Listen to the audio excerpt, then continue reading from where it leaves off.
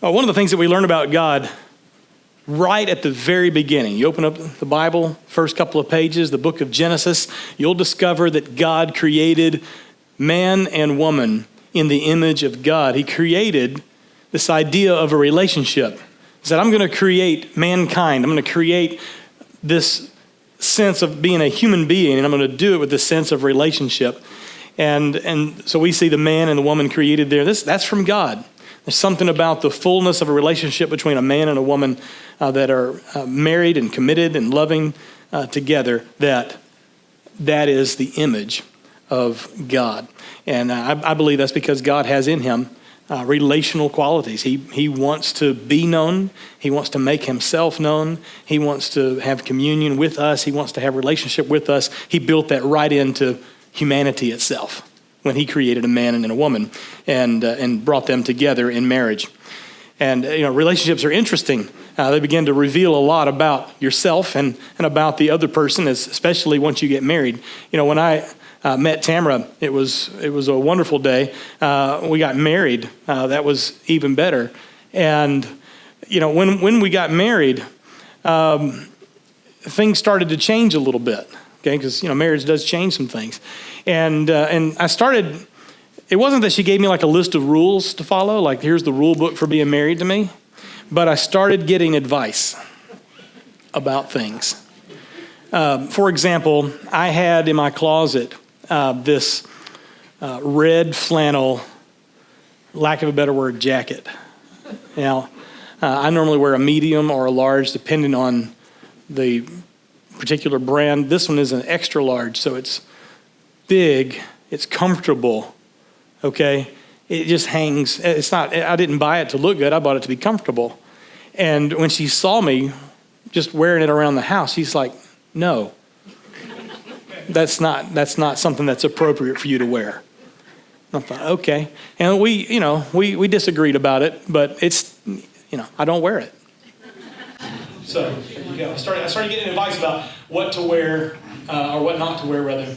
And I started getting advice about things that I shouldn't say the way that I said them.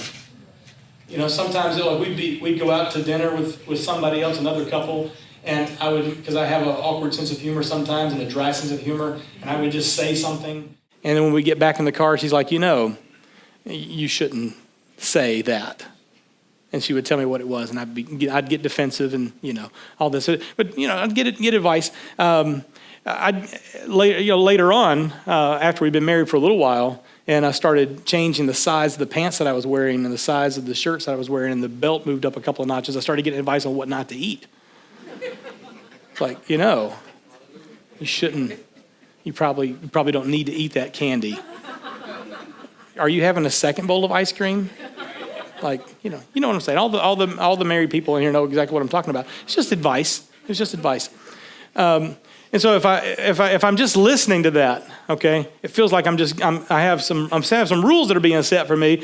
But if I'm really listening, that's moving into the serious part. If I'm really listening to that, what I was actually hearing was not advice, but what I was hearing was what I like to see you wear. How I like to hear you speak, and how I like you to be healthy. Okay, so it's different, right? I realize that she has an image of me in her mind that is, in her mind, what the best possible husband that I could be looks like. And the more that I live to please her, because that's what you do in a marriage, is you live to please one another.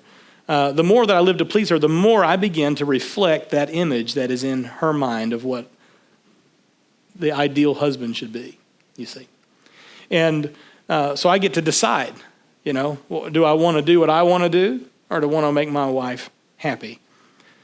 Anybody want to guess what I chose? Yeah. Have you ever heard happy wife, happy life? It's a true thing. And we laugh about that, but seriously, it's something important that it goes both ways. Okay, I I'm just using her as the foil today, but it goes both ways, okay? I give her input. She gives me input. We discuss things. It's part of being in a relationship. It's part of loving each other. It's part of being committed to each other. It's part of intimacy. It's part of being faithful to each other. It's part of enjoying life together. It's part of walking in rhythm with one another, because that's what relationship is. God designed a man and a woman to be in relationship together, to portray some aspect of himself, the image of God.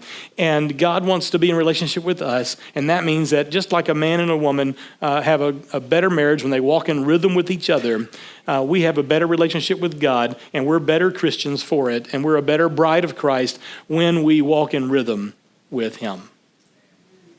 See how I took that and we went from kind of funny to all of a sudden serious?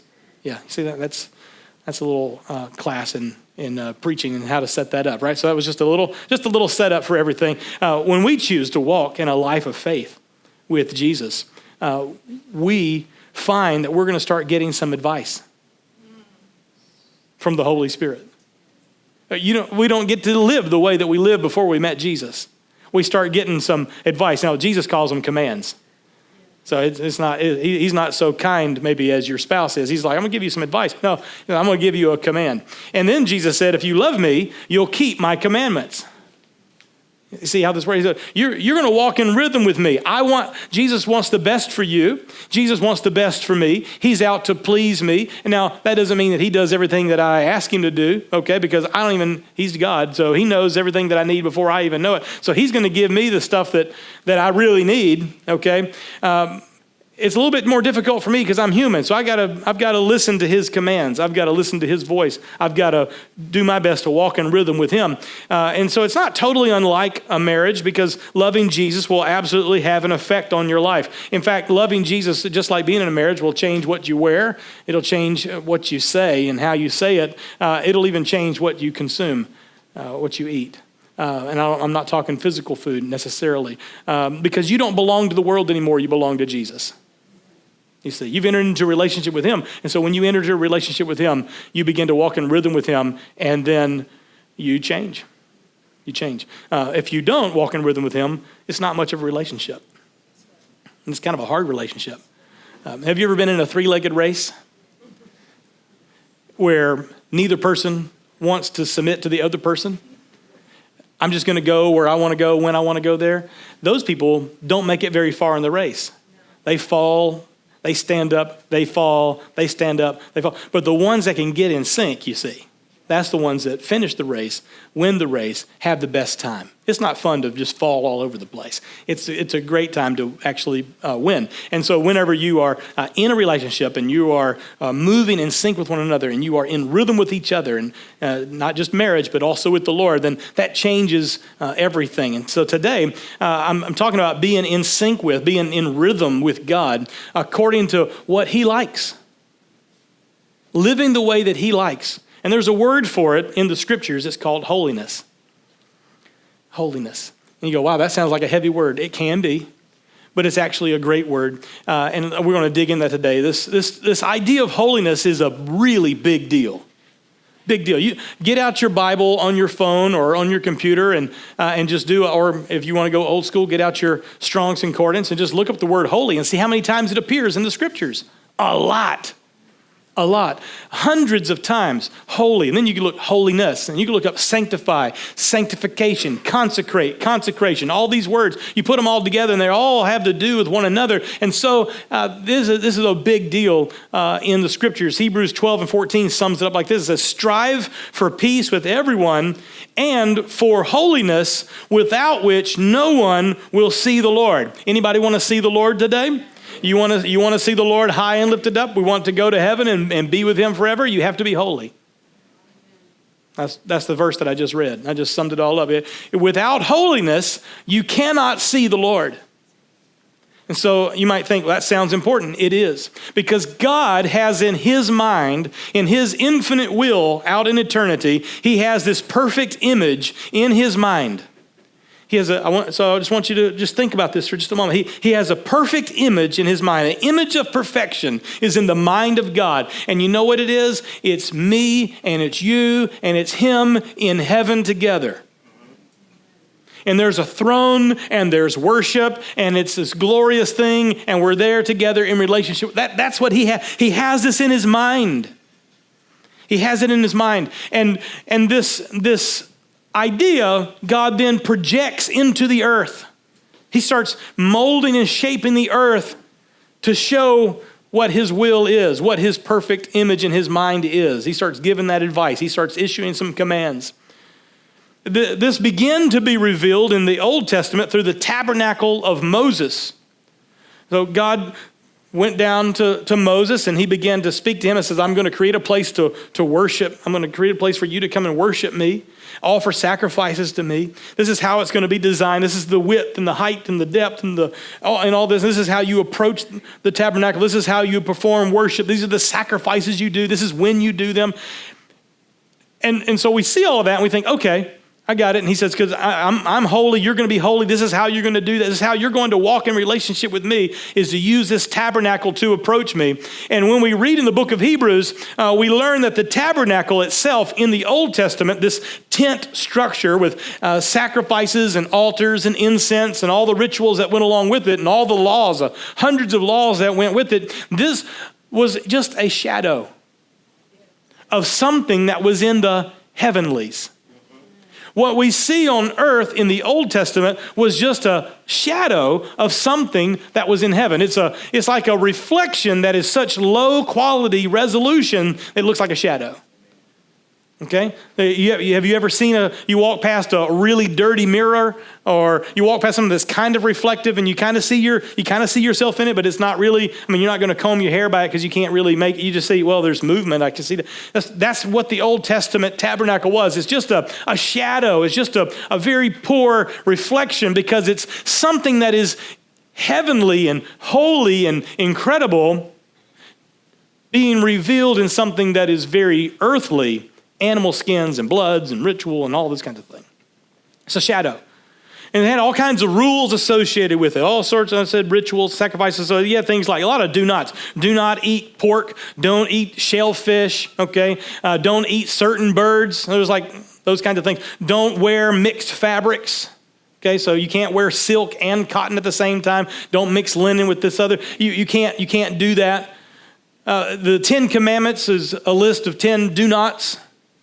Okay, there was a lot of that in there. Why? Well, because we were trying to portray something. It's a shadow of something heavenly, and it's a reflection of something that's heavenly, and those things are symbols of. So don't eat those things, because those animals, you don't know what those animals are eating.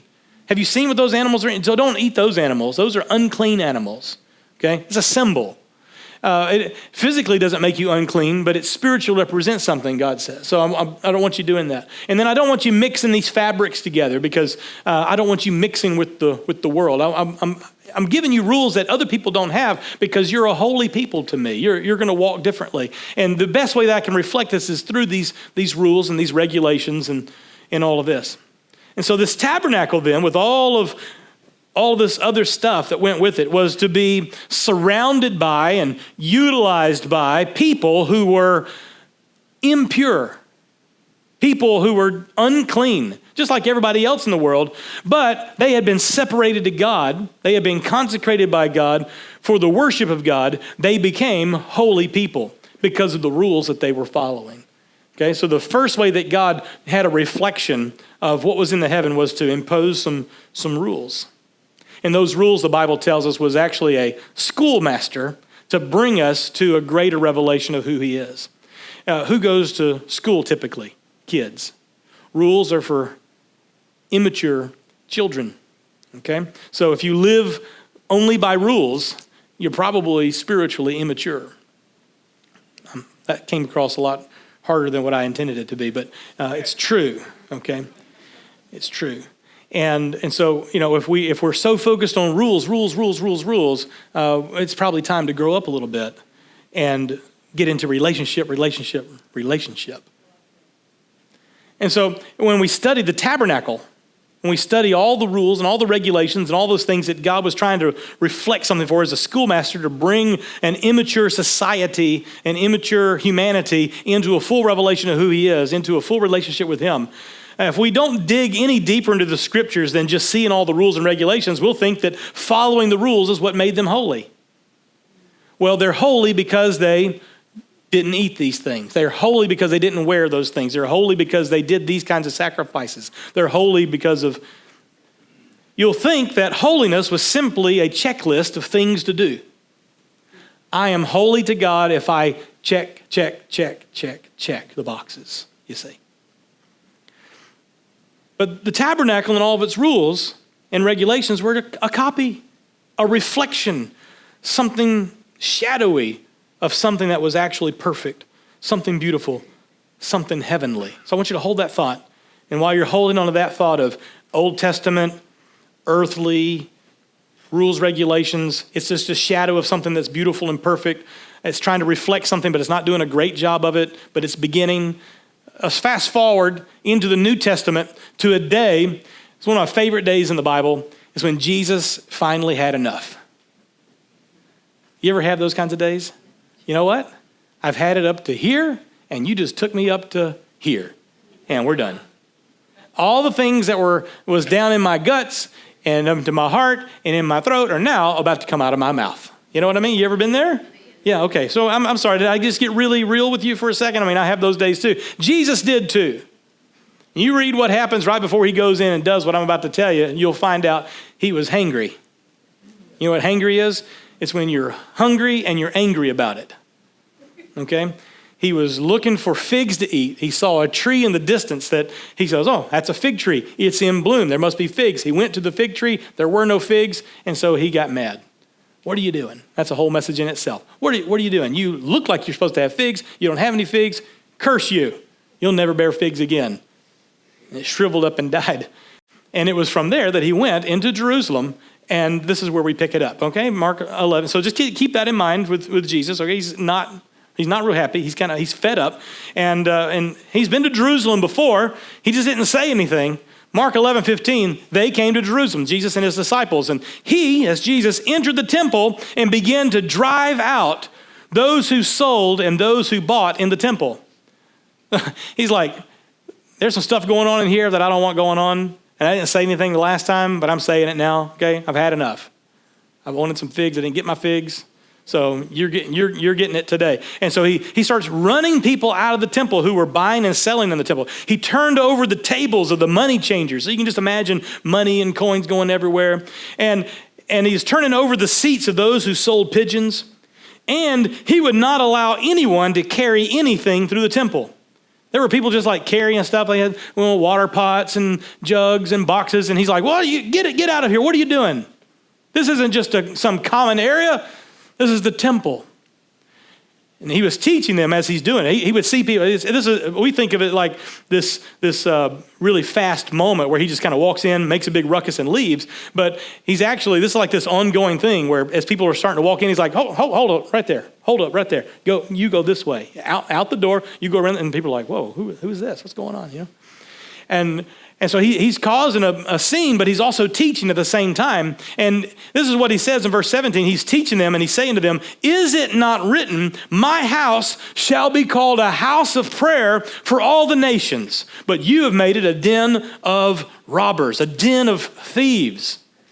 This is what you've done. My house is supposed to be a house of prayer. We talked about that last week, how that applies to us.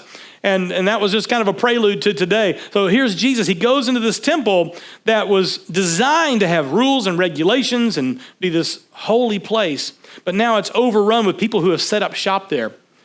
And they were selling things that was related to sacrifices. They're selling pigeons and lambs and that kind of thing. They're changing Roman money for Jewish money so they can make offerings. I mean, it seems like it's a good idea, right? If I'm going to go to the temple and I don't have a pigeon, it's really nice to be able to go right into the outer courts of the temple and there's a pigeon seller.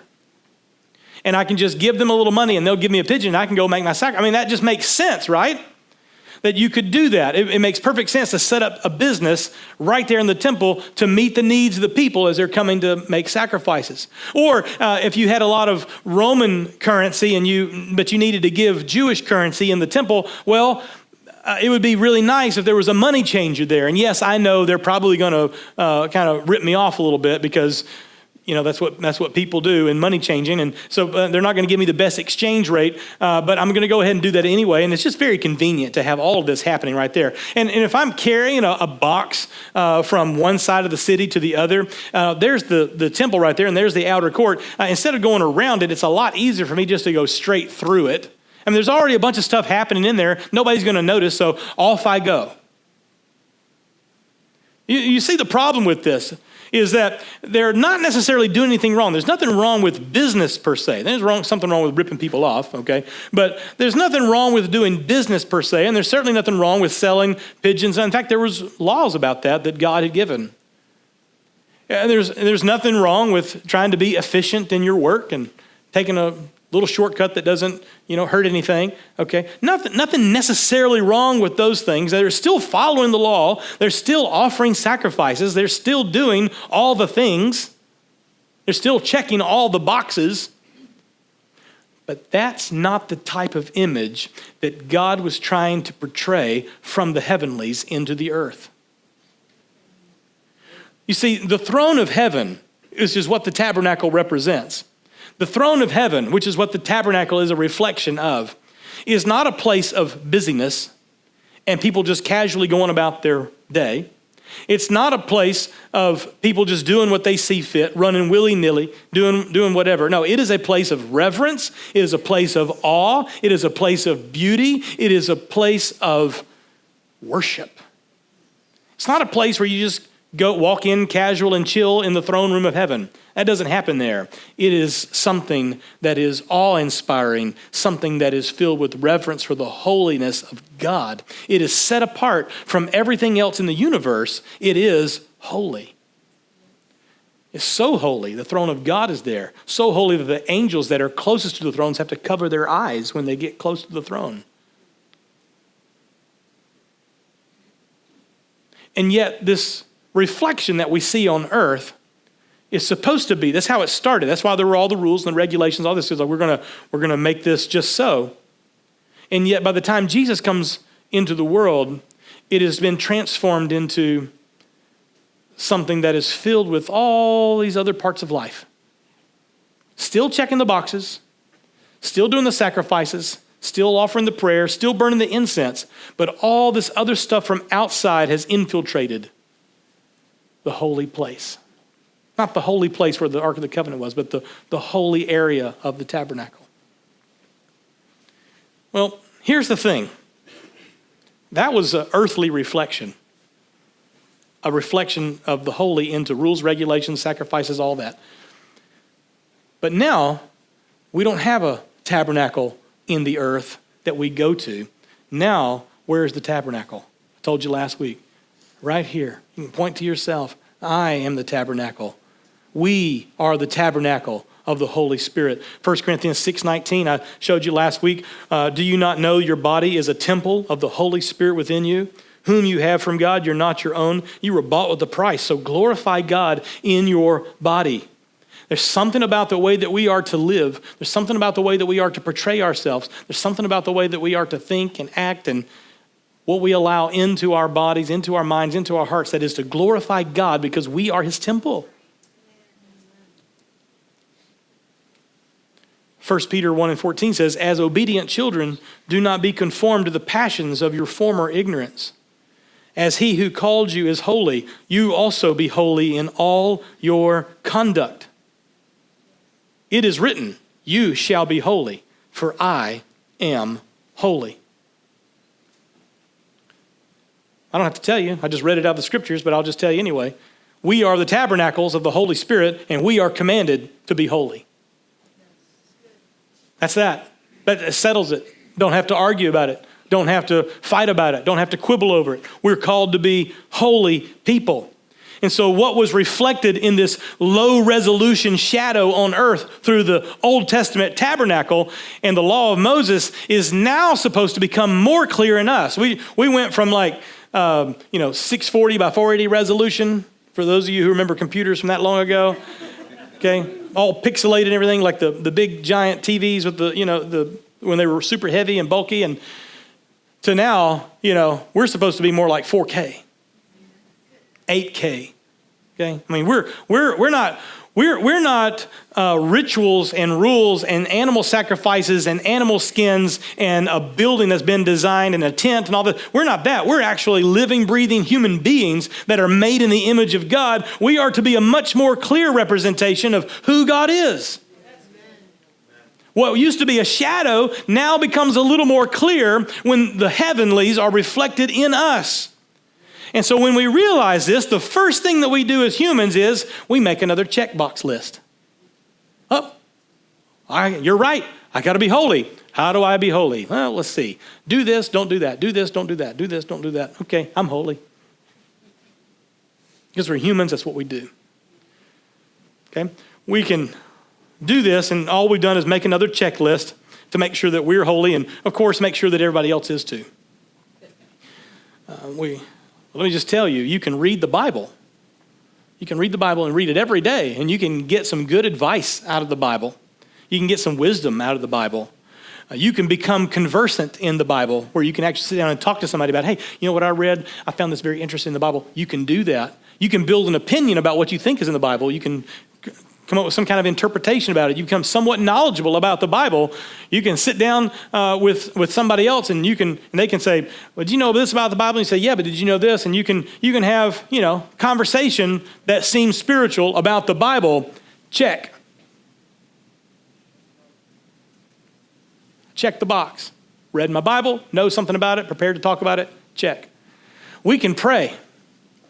We can pray and feel very spiritual. There's a lot of people in the world that pray all the time because they think it's a very spiritual practice. It makes them, I'm not religious, I'm spiritual. I pray every day. Who do you pray to? Well, I I pray to, I don't know. It just makes me feel good. All right? So you can actually pray. You can feel spiritual. Prayer can actually just become another healthy habit in your life. It can become this meditative state. It can be something that's good for your mental health. Check. I read the ancient book of wisdom. I prayed today and cleared my mind. Check. We can go to church every Sunday. We can hear a message that lifts us up and exhorts us, pats us on the back and tells us how good of little Christians we are. How you're going to make it. Life's tough, but you're going to make it. No more than 30 minutes though, because I got other stuff to do. 30 minutes on a Sunday, that's plenty of time for the whole week. I only need 30 minutes of preaching a week to last me till next Sunday. It's good. Check the box. Check, check, check. We do all that. We can absolutely do all that. And the rest of the week, there is no difference at all between us and the world. We look like the world. We talk like the world. We act like the world because we check some spiritual boxes, but we still think like the world. Look, we cannot be caught doing all the quote unquote right things, but missing the mark because we allow so much worldliness and earthliness to live in our tabernacle. We can't find ourselves like the tabernacle did in Jesus' day, where he walks in and they're doing all the right things. They're still offering the same sacrifices, burning the same incense, wearing the same priestly robes, doing all those things. But worldliness and earthliness has infiltrated the tabernacle that was supposed to be holy. You see, the Apostle Paul actually warned against people that do this. In 2 Timothy chapter 3, he starts giving a list of the kind of culture that the world was, and is today still. He says this, they have the appearance of godliness, but deny its power. Avoid such people, he says. See, there's people that use the word Christian on their life, and there's people that they wear the necklace, they got the cross tattoo. They post it on their Facebook page and their Instagram profile. Christian. They do it all. Okay? They do it all. They even go to church. But the power of God is not seen in their life. And I'm not talking about miracles and prophecy and all that stuff, because there's actually people that are going to do miracles and prophecies and all and cast out demons, all this. And on the last day, they stand before Jesus and said, what do you mean we're not going into heaven? Look at all the stuff we did in your name. And he says, yeah, but I never knew you. What's he saying? You weren't holy. You weren't walking in rhythm with me. You weren't in rhythm with me. My name is powerful. Faith in me is powerful. But rhythm with me, holiness is what it takes to be with me. Yes, that's good. You see, you can check all the boxes and not have a transformed life. You can check all the boxes and go live how you think you want to live, and in so doing, deny the very power of God to transform you. That's what it's talking about. It's not talking about miracles and signs and wonders and all those things. It's talking about a transformed life. Because here's the real thing is that if we check all the boxes, but we still look like the world, talk like the world, act like the world, think like the world, we will end up where the world ends up. You know where that is? It ends with double hockey sticks. That's a fun way to say something really serious. Jesus actually dealt with this, specifically with the Pharisees. The Pharisees were the most religious. I mean, you talk about checking boxes, the Pharisees, they checked all the boxes. They lived to check the boxes. Okay? Their holiness came from checking the boxes. Matthew 23 and 23. Woe to you, Jesus says, scribes and Pharisees, you're hypocrites. You tithe mint, dill, and cumin. Now, let me just give you an idea. This is a Pharisee with an herb garden outside his window. Okay? He's got a little mint and dill growing. Okay? And there was a crop that came up in his little, you can just see, like one of the little trays that you get from the little magazines that come in your house. You order the little herb tray that goes in your kitchen window. This is what this little Pharisee has. He has it sitting there. It's growing some mint and some dill that he's going to use, I don't know, making pickles. I have no idea. Okay? But he's gonna do it. He's been raising. He's very proud of his little crop that he's raised. It's been great. And so he trims it and he weighs it and he says, I got a tithe on it. I got to check that box. So I'm going to weigh it out and it's, 5 ounces. What's 10% of 5 ounces? Let me chop that very fine and measure that just right. Okay? And I'm going to bring that to the tabernacle. Here you go, high priest. Here's my tithe. I mean, you go, wow, that's really checking a box. Okay? They got subset boxes. They got the big box and then little boxes underneath that. It's like, if you're looking at an outline form, it's like you have the capital letter A and then you have it tabbed over and there's like a little lowercase a and then there's like the little I and then 2 I's and 3. You know what I'm talking about? It's like they got little check boxes subsetted inside of the big check boxes. They're doing it all. But Jesus says, that's what you're doing. He's like, you're going down to the very last little checkbox, and yet you have neglected the weightier matters of the law, justice, mercy, faithfulness. These you ought to have done without neglecting the others. He didn't say it was wrong for them to tithe their herbs. He said, oh, you should have done that. Great, you checked all the boxes. Wonderful. But you can't check all the boxes and forget about the stuff that really matters too. He called them this, blind guides. You're guiding people, but you're blind. You strain at a gnat and you swallow a camel. You're looking for every little checkbox to see, oh, did this line up just right? Let me get my magnifying glass and make sure. And you miss the whole thing. Woe to you scribes and Pharisees, you hypocrites. You clean the outside of the cup and the plate. That's really what you're doing. You're checking the boxes because those are external. But inside, you've got to understand that inside you're full of greed and self-indulgence. You're blind. Clean the inside of the cup and the plate so the outside can be clean. It's not just what's on the outside, it's what's on the inside that's more important.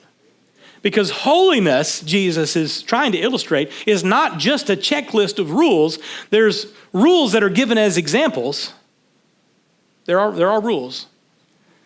But they're more like examples to guide you into something deeper than that. Some churches, they'll read the scriptures and they're looking for check boxes. They have a checkbox mentality. And again, it's okay to a certain degree. We're human. That's why I'm teaching it today, so that we can get away from our human thinking and think more like God. Some churches reason that in order to be holy, you have to dress modestly. Okay? So there's a dress code to be a part of that church. Otherwise, you're not holy if you don't follow that. And then since you have to be modest, now you have to define what modest is. So you got to create more rules to define modesty. And that's just a never-ending thing. And you got to define it and then enforce it. Okay, so it's, you'll go to some places and it'll be dresses on ladies have to be down to there, and sleeves down to there, and you can't wear any makeup, you can't have any jewelry. All of those things bring pride. And so we don't want pride, so you can't have any of those things. It's a checkbox idea that if I do these things, then I'm holy, but it's backwards. It's backwards thinking. Some will teach against men having beards, even watching TV, playing sports, all kinds of things. You better wear a suit to church with a tie, okay? You're not holy. I mean, if you name it, somebody's created a rule in the name of holiness about it. But here's the thing. I appreciate their zeal and their desire to please God. I do. I appreciate that. I'm grateful that you want to be holy before God. And I have an admiration for somebody that says, I'm going to live my life in a way that nobody else lives so that I can be holy to God. I get it. And I appreciate that. But if a dress code is what makes you holy, then the Amish have us beat. I mean, they've got a simple life. They're isolated from everybody. They don't wear more than one or two colors. Okay? They've got us beat. If holiness is just a checkbox of how modest you can be, if that's what it is, then the Muslims, who they have rules for their women, for example, where they only can show their eyes and everything else has to be covered, they got us all beat by a long shot. When it comes to holiness, the first thing we should not look for is a checkbox. The first thing that we should look for is something that's internal rather than external, because external criteria can never bring holiness. Never bring holiness. I can give you a list of rules to follow that will not make you holy. It might make you fit in. It might make you stand out, but it will not make you holy. So we're not going to look for a checkbox. We're not looking for external criteria first. Instead, what we're looking for, instead of a checkbox, is a reflection. I'm looking for a reflection. What am I reflecting? Because if my body is a tabernacle of the Holy Spirit, then I am designed to reflect the throne room of heaven in my life. Think on that for just a moment with me. If my body is a tabernacle of the Holy Spirit, then I am meant to reflect the throne room of heaven in my life. Because that's what the tabernacle in the Old Testament represented. That's now what we represent.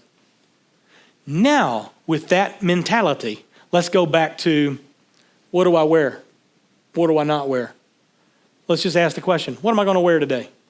Okay? And I'm going to use it as a reflection. Will the choice in my clothing reflect pride? I'm going to dress a certain way because I want to be seen. Am I going to show a desire to be consumed by others' lustful eyes? You know, we think about this because we're frank with you. If it's not for sale, take it out of the window. Okay? It's a reflection mentality is what it is. Is what I'm choosing to wear today going to reflect an attitude of, I don't care what anybody thinks? Is it going to reflect any other earthly motive?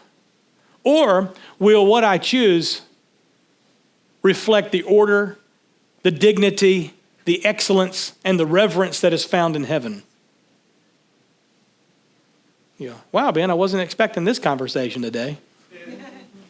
It's holiness. See, holiness recognizes what we are.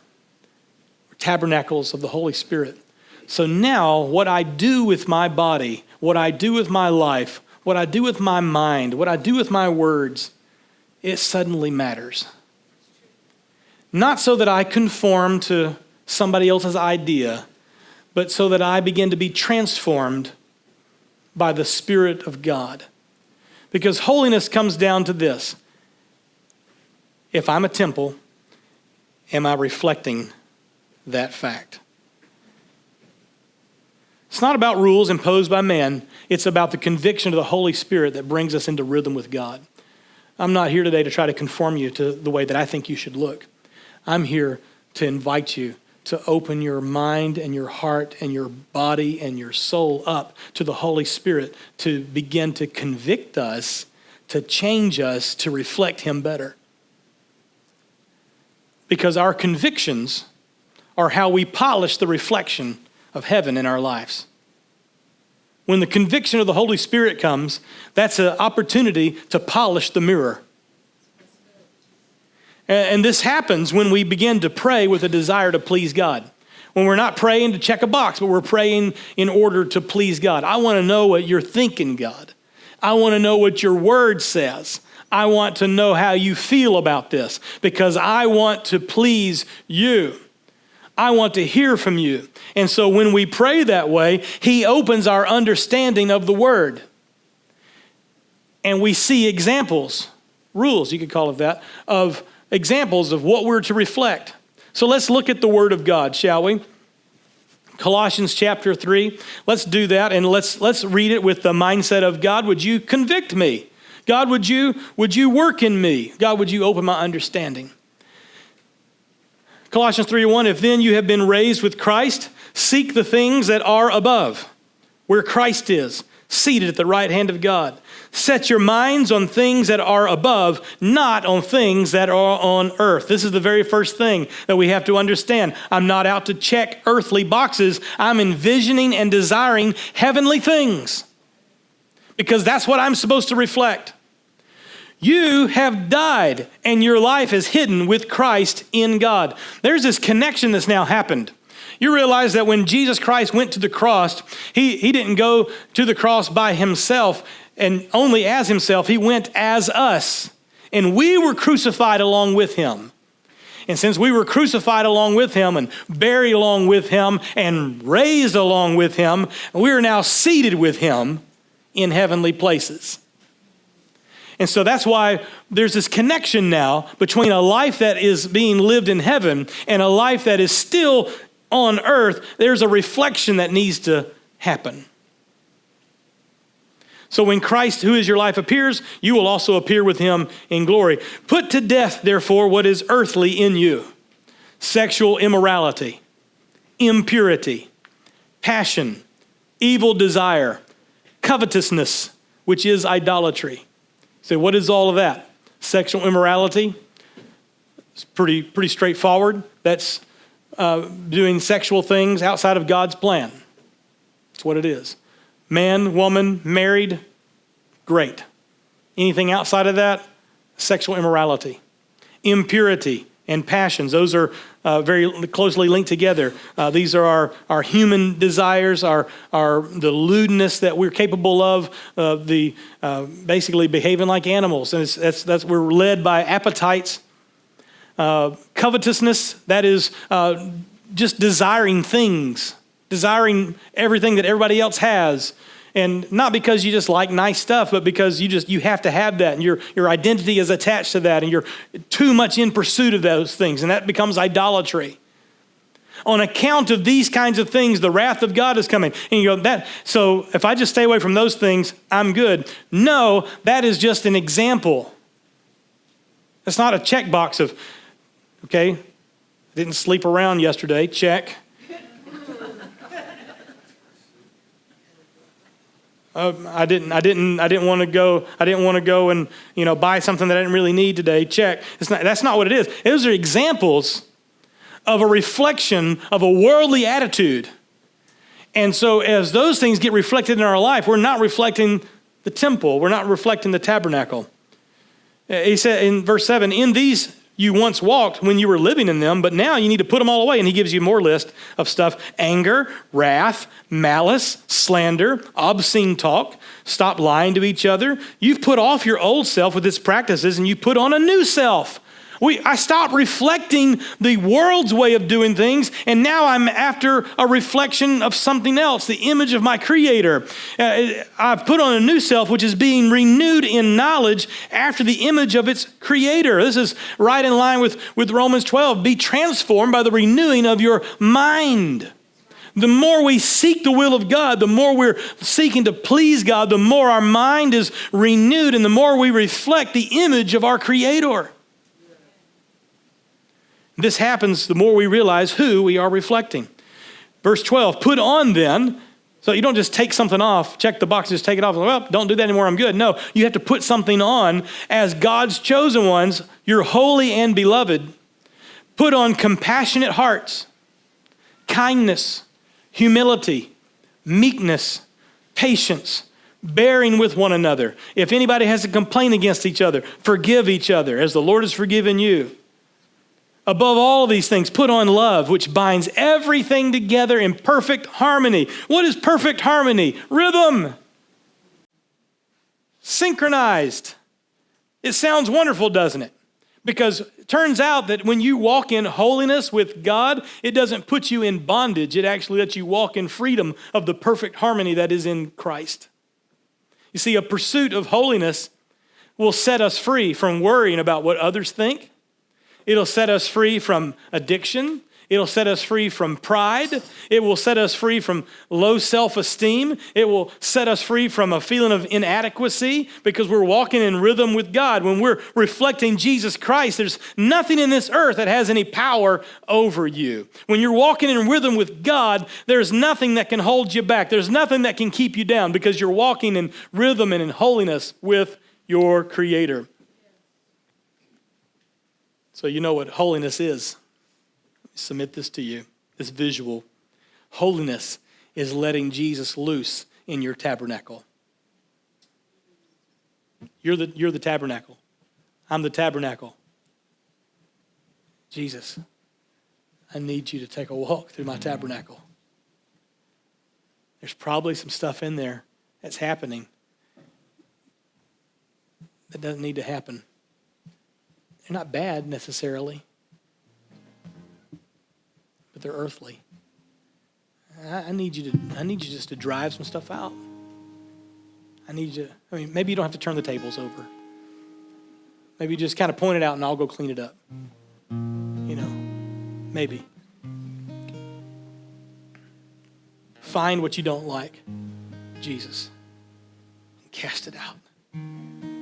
Convict me.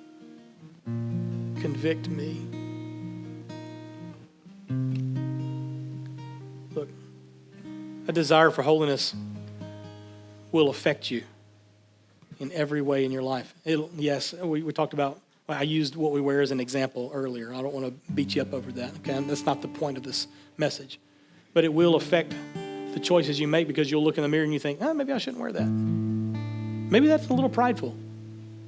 You'll see stuff in the mirror that you didn't see before when you're pursuing holiness with God. You'll look at yourself and go, I probably shouldn't do that. Maybe I should comb my hair today and not look like a slob, Yeah. A pursuit of holiness will change the way you talk. It'll change what you talk about. It'll change how you respond to others. It'll make you aware of the words coming out of your mouth because today I might actually get to tell somebody about Jesus. I would hate to try to tell somebody about Jesus right after they heard me talking that way, you see. Holiness affects what we consume, changes what we eat. And I'm not talking physical food, I'm talking about our entertainment choices. When we're in a pursuit of holiness, it doesn't mean that you become unaware of everything that's happening in social media and everything that's happening in movies and all that kind of stuff. It does mean that you don't just passively allow whatever the world feeds you to go into your soul. And we become aware of the agenda and we begin to make better choices. Holiness changes what we like, what we share, what we do on social media. It gets down into everything. Holiness even affects our prayers. You know what holiness does? It makes our prayers effective.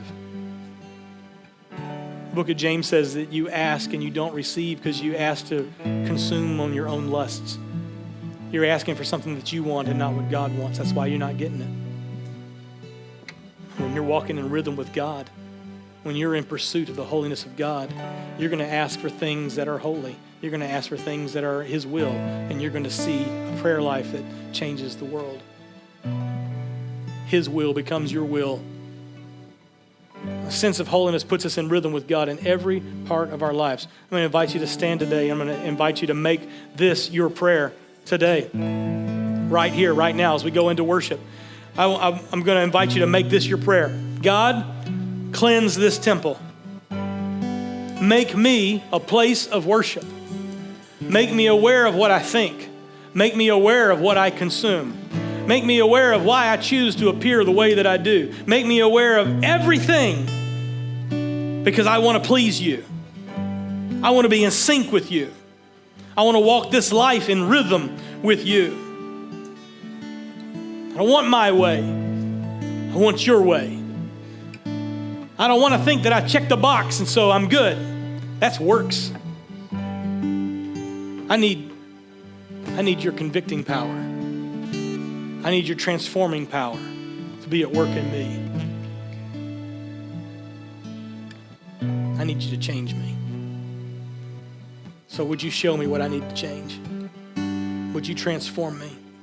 Would you let my mind, my heart, my soul be open to the moving of your Spirit? When I read my Bible, I'm not going to read it just to read it. I'm going to read it with the knowledge that this is something holy. There's something in this that needs to be reflected in me. When I pray, I'm not going to just pray to make sure I ask you for certain things, but I'm praying so that you will transform me. And the choices that I make in my life, I'm going to choose to make them understanding that I'm reflecting you. And maybe for the first time today, you choose to put off your old life. You can repent. That's what the Bible calls it. When you change your mind, you decide to live for God. If that is you today and you want to make that decision, I invite you to do that during this time of worship. Let me know. I want to talk to you about baptism, so that's your next step, to publicly profess it in front of everybody. Be buried with Jesus. Take on his life as your own.